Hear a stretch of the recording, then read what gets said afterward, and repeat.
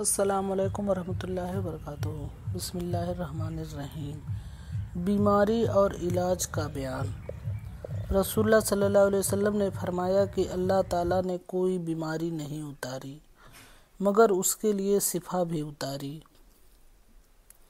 اور حضور اکرم صلی اللہ علیہ وسلم کا یہ بھی ارشاد ہے کہ ہر بیماری کے لیے دوا ہے، جب بیماری کو دوا پہنچ جائے گی اللہ تعالیٰ کے حکم سے اچھا ہو جائے گا۔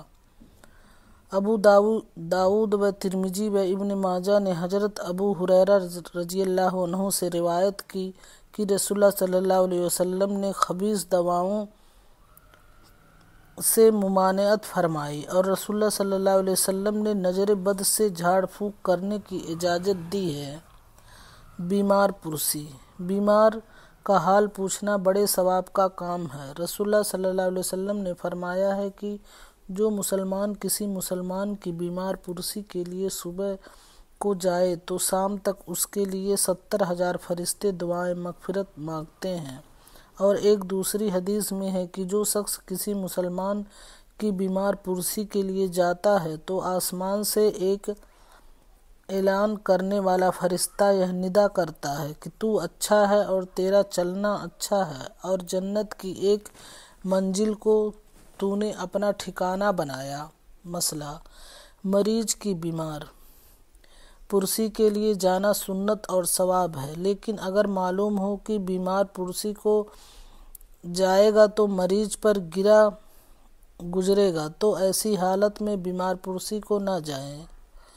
مسئلہ: دوا علاج کرنا جائز ہے جبکہ یہ اعتقاد ہو کہ حقیقت میں شفا دینے والا اللہ تعالیٰ ہی ہے اور اس نے دواؤں کو مرض کے زائل کرنے کا سبب بنا دیا ہے۔ اگر کوئی دوا ہی کو شفا دینے والا سمجھتا ہے تو اس اعتقاد کے ساتھ دوا علاج کرنا جائز نہیں۔ مسئلہ: حرام چیزوں کو دوا کے طور پر بھی استعمال کرنا جائز نہیں کہ رسول اللہ صلی اللہ علیہ وسلم نے فرمایا ہے کہ جو چیزیں حرام ہیں ان میں اللہ تعالیٰ نے شفا نہیں رکھی ہے۔ انگریزی دوائیں بکثرت ایسی جن میں اسپرٹ، الکوہل اور شراب کی ملاوٹ ہوتی ہے، ایسی دوائیں ہرگز استعمال نہ کی جائیں۔ مسئلہ: شراب سے باہری علاج بھی ناجائز ہے، جیسے زخم میں شراب لگائی، یا کسی جانور کے زخم پر شراب کا پھاہا رکھا، یا شراب ملے ہوئے مرہم یا لیپ کو بدن پر لگایا، یا بچے کے علاج میں شراب کا استعمال کیا۔ ان سب صورتوں میں وہ گنہگار ہوا جس نے شراب استعمال کیا یا کرایا۔ مسئلہ: کوئی شخص بیمار ہوا اور دوا علاج نہیں کیا اور مر گیا تو وہ گنہگار نہیں ہوا۔ مسئلہ: مطلب یہ ہے کہ دوا علاج کرنا فرض یا واجب نہیں ہے کہ اگر دوا نہ کرے اور مر جائے تو گنہگار ہو۔ ہاں البتہ بھوک پیاس کا غلبہ ہوا اور کھانا پانی موجود ہوتے ہوئے کچھ کھایا پیا نہیں اور بھوک پیاس سے مر گیا تو گنہگار ہوگا، کیونکہ یہاں یقیناً معلوم ہے کہ کھانے پینے سے اس کی بھوک پیاس چلی جاتی اور بھوک پیاس سے اس کی موت نہ ہوتی۔